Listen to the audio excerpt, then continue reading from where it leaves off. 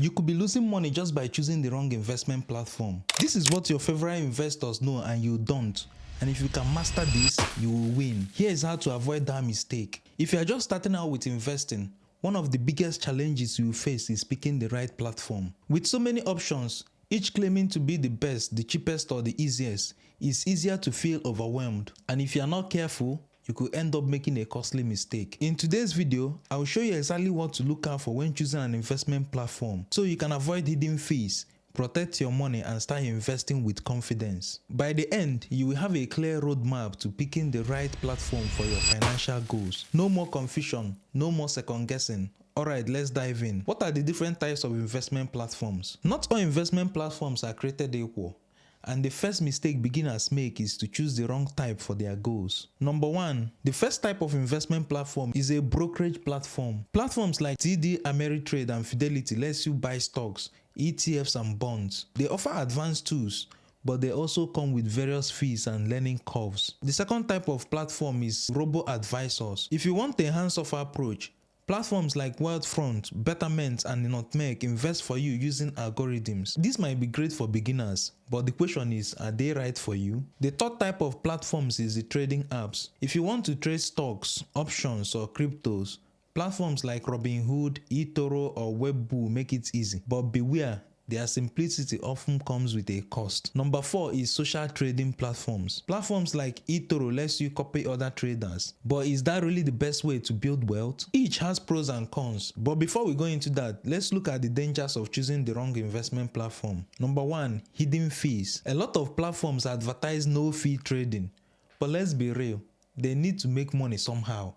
And if you are not careful, these hidden fees could eat into your profits. For instance, eToro charges a spread fee on trades, meaning you pay more when you buy and sell. Plus they have a withdrawal fee and an inactivity fee after 12 months. Pro tip, always check the fine print before signing up. It's very essential. The second danger of choosing a wrong investment platform is bad customer support. Imagine you make a trade, but something goes wrong. Who do you call? If your platform has no live support, you're on your own. A friend of mine picked a platform with no phone support, and when she had issues, she waited for days for a reply. Please avoid platforms that don't offer live chat or phone support. You don't want to be left stranded when it matters most. 3. A complicated user interface can kill your confidence. Ever opened a trading app and felt instantly overwhelmed, only to meet charts, graphs, financial jargons, and you have no idea where to start? For example, some platforms are designed for pro traders, but not beginners. If you are just starting, you don't need advanced trading tools.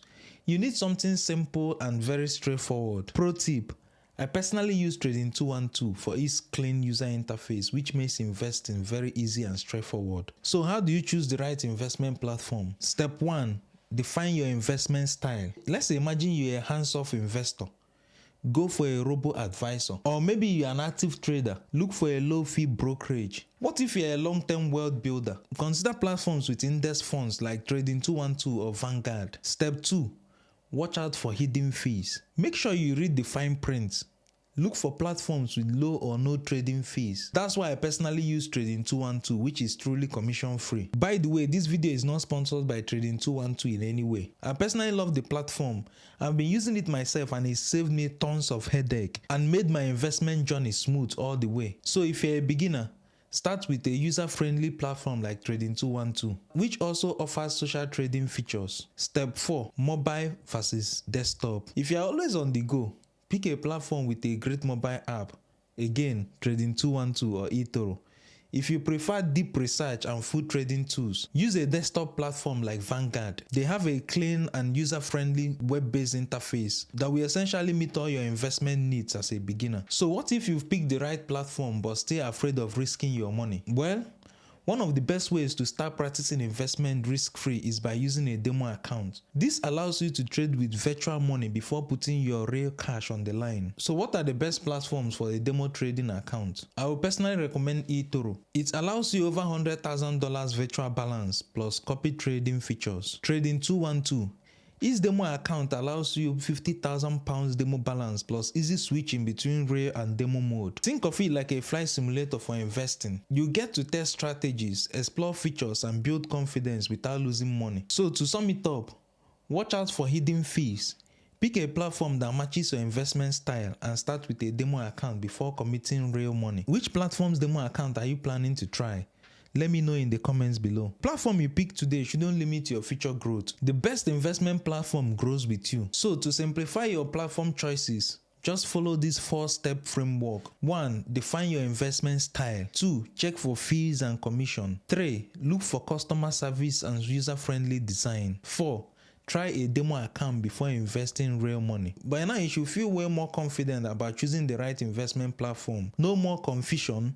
No more second guessing, just a clear path to building wealth. If you think picking the wrong investment platform is costly, wait until you hear why most African immigrants don't invest in stocks at all. Click here to find out why and what you could do differently. Until next time, happy investing.